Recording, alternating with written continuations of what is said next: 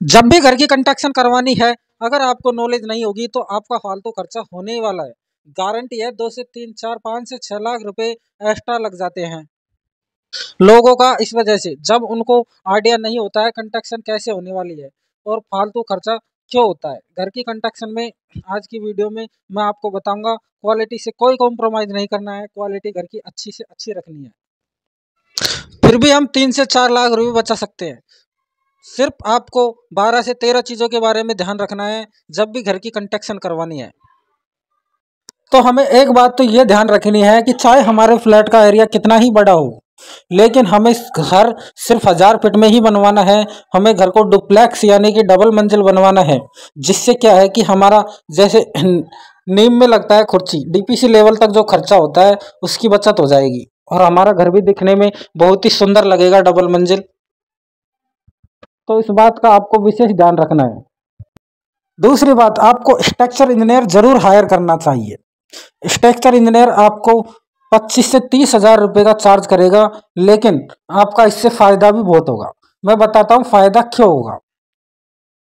क्योंकि जब आप स्ट्रक्चर इंजीनियर कर लोगे तो आप वो स्टील भी अपने हिसाब से लगाएगा और ब्रिक वर्क भी अपने हिसाब से करवाएगा। तो जहाँ भी आपको 9 इंची की ज़रूरत है 9 इंची की देगा, और 4 इंची की ज़रूरत है तो 4 इंची की वाल करेगा। लेकिन आपका कॉन्ट्रैक्टर क्या है कि पूरी दीवारें 9-9 इंची की दे देगा, और जैसे दूसरे स्ट्रक्चर को देख के आया होगा तो आपके कॉलम जैसे उसमें 10 है तो 10 ही वो दे देगा। इंजीनियर उसके हिसाब से काम करेगा। वो जैसे 7 कॉलम लगने हैं लोड के हिसाब से कॉलम देगा, 7 लगने हैं तो 7 देगा, 10 लगने हैं तो 10 देगा। और ब्रिक वर्क भी जहाँ 9 इंची की दीवार है वहाँ 9 इंची की करवाएगा, और जहाँ 4 इंची की जरूरत है वहाँ 4 इंची की करवाएगा। और स्टील भी अपने हिसाब से लगवाएगा स्ट्रक्चर इंजीनियर। तो इसलिए आपको स्ट्रक्चर इंजीनियर करना बहुत ज़रूरी है। ये पैसा आपका बिल्कुल भी वेस्ट नहीं जाएगा। और बालकनी है जो बिल्कुल भी कम दो, यानी कि छज्जा छज्जा है जो ज़रूरत है वहीं दो। क्योंकि ठेकेदार क्या करता है कि आपकी बालकनी की नाप भी स्क्वायर फीट में ही लेता है।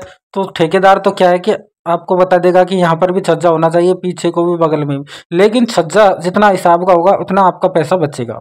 क्योंकि छज्जे बिल्कुल कम लगवाओ और छत छत की स्लेब के नाप करके ठेकेदार का पेमेंट करो।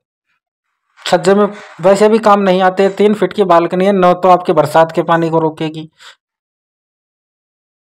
तो चारों तरफ से छज्जा दिलाने से बढ़िया है तो आगे आगे का छज्जा दिलवाओ मकान में। इस बात का विशेष ध्यान रखो, इससे भी आपके बहुत सारे पैसे बच सकते हैं। और ज़्यादा खर्चा कहाँ आता है हमारा, सीमेंट में। सीमेंट भी आजकल बहुत तरीके के चल रहे हैं, वाटर प्रूफ है, 43 ग्रेड है, 53 ग्रेड है। लेकिन हमें सीमेंट नॉर्मल सीमेंट लगाना है जो हमारा आ जाएगा 370 380 के समथिंग।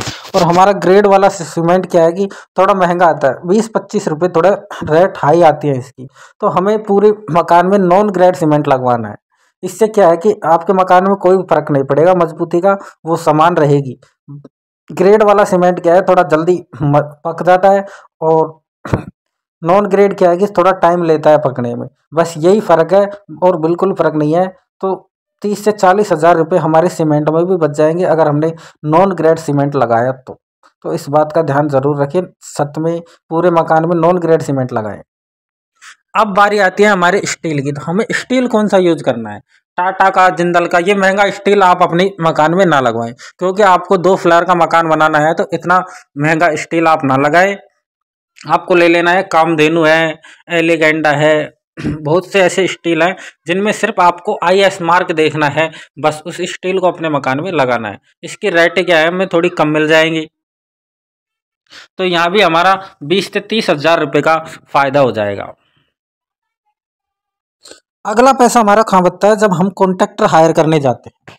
तो कॉन्ट्रैक्टर हायर करते टाइम जैसे कि आपको पड़ोसी ने बताया मैंने मकान बनाया है, इसको हायर कर लो, रेट वेट कुछ पूछा नहीं, काम देखा नहीं और कर लिया है।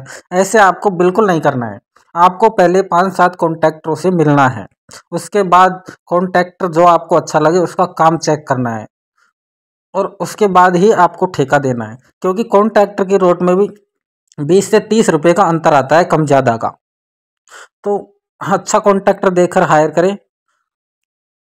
तो जैसे कि आपके 30 रुपये कम लिए कॉन्ट्रैक्टर ने, तो आपका 1000 फीट एरिया है तो सीधा सेट आपको 30 हजार रुपये का फायदा हो गया। इस प्रकार आप काम करवाएं मकान का, अच्छा कॉन्ट्रैक्टर हायर करें और रेट ट्राई करके हायर करें। अगली चीज आपको क्या करनी है, जब भी आप कंस्ट्रक्शन करवाए तो सीलिंग की हाइट 9.25 या 10.25 रखें। लोग क्या करते हैं 11.25 भी कर देते हैं, 12 भी फिट भी कर देते हैं कहीं कहीं पर, तो ऐसा आपको नहीं करना है। 10.25 फीट हाइट बहुत रहती है, इसमें आप पंखा लगाओ कुछ भी करो, बहुत हाइट है, कोई दिक्कत नहीं आएगी। तो इससे क्या है, आपका लेबर का खर्चा भी है, प्लास्टर का भी है, ब्रिक का खर्चा भी, बहुत सारे खर्चे बनते हैं। तो इससे इसमें भी आप 10 से 15 हज़ार रुपये बचा सकते हैं। अगली चीज आपको क्या करनी है कि लकड़ी की फ्रेमिंग घर में बिल्कुल भी नहीं करनी है, क्योंकि लकड़ी जैसे प्रोडक्ट बहुत से मार्केट में आ चुके हैं, जैसे जापानी चौखट आ गई और एल्युमिनियम के फ्रेम आ गए। इनमें भी आप लकड़ी जैसा कलर करा के लकड़ी जैसी लुकिंग भी दे सकते हो, क्योंकि लकड़ी बहुत महंगी आती है और ये हमारे क्या है थोड़ा सस्ता पड़ता है। तो इस ये काम करके भी आप थोड़ा पैसा बचा सकते हो, कोई दिक्कत नहीं है। इनकी लकड़ी जैसा कलर करके बिल्कुल वैसे ही दिखेंगे ये। अगला क्या हो गया आपकी फोर सीलिंग। लोग फोर सीलिंग पे आजकल बहुत खर्चा करते हैं, 2 से 1.5 लाख रुपए का खर्चा कर देते हैं लोग फोर सीलिंग पे। लेकिन फोर सीलिंग पुराना मॉडल हो गया है, आजकल लाइटें आ गई हैं, उनको बोलते हैं प्रोफाइल लाइट, जिनको आप अपने हिसाब से सेट करा सकते हैं। वो दिखने में भी बहुत सुंदर लगती है और थोड़ी सस्ती भी पड़ सकती है, इसलिए यहाँ भी हमारे 10 से 15 हज़ार रुपये की सीधी बचत हो जाएगी और दिखने में भी सुंदर लगेंगी। जब टाइल आपको अपने घर के कंस्ट्रक्शन में लगवानी है तो टाइलों के क्या हमेशा छोटे पीस लगवाओ, बड़े पीस क्या है महंगा पड़ते हैं और इसमें ब्रांड की कोई ज़रूरत नहीं है। बड़े ब्रांड क्या हैं कि अपने प्रचार पर खर्चा करते हैं और टाइल माल वही सेम होता है, लेकिन वो अपने ब्रांड के नाम पे ज़्यादा खर्चा करते हैं। इसलिए आप टाइल लगाओ, चाहो तो 2x2 के पीस लगवा लो, ज़्यादा छोटे नहीं लगवाओ। तो, तो इसमें भी क्या है हमारी 20-30 हज़ार रुपये की बचत हो जाएगी। अब आ जाती है हमारे मकान की डिज़ाइन, वो हमें बिल्कुल नॉर्मल रखनी है।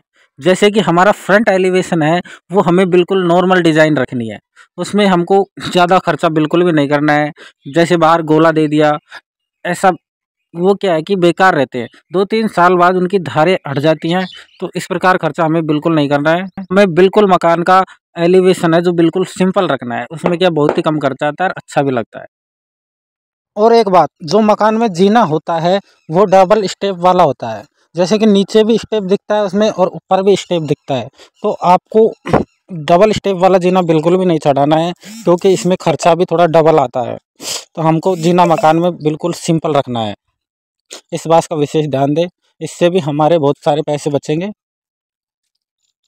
तो दोस्तों इस प्रकार आप अपने मकान का काम करा के अपने बहुत सारे यानी कि 3 से 4 लाख रुपए की बचत कर सकते हैं।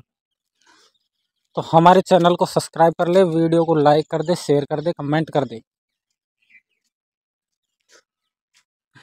और कमेंट में बताएं आप ये वीडियो कहाँ से देख रहे हैं, जिससे हमको पता लग सके कि हमारे वीडियो कहाँ कहाँ तक जाते हैं। और ऐसी आशा करते हैं आपका मकान जल्दी बने और बहुत ही कम खर्चे में बने। एक बात मैं कहना भूल गया, कॉन्ट्रैक्टर है ना जो हमें बहुत ही अच्छा यानी कि जाना माना कॉन्ट्रैक्टर हायर करना है, ऐसा वैसा कॉन्ट्रैक्टर हायर नहीं करना है, वरना वो बचत की जगह हमारे मकान को ख़राब भी कर सकता है। यानी टूट फूट हो जाती है, कोई दीवार गलत चुन दी, कोई कहाँ गलती कर दी। तो कॉन्ट्रैक्टर हमेशा अच्छा पकड़े और आर्किटेक्ट जरूर करे मकान में, 25 से 30 हज़ार लग जाए लेकिन वो हमारा बहुत फ़ायदा करवा देगा आर्किटेक्ट। थैंक यू, धन्यवाद हमारा वीडियो देखने के लिए और चैनल को सब्सक्राइब ज़रूर से ज़रूर कर लें, इस बात का विशेष ध्यान रखें।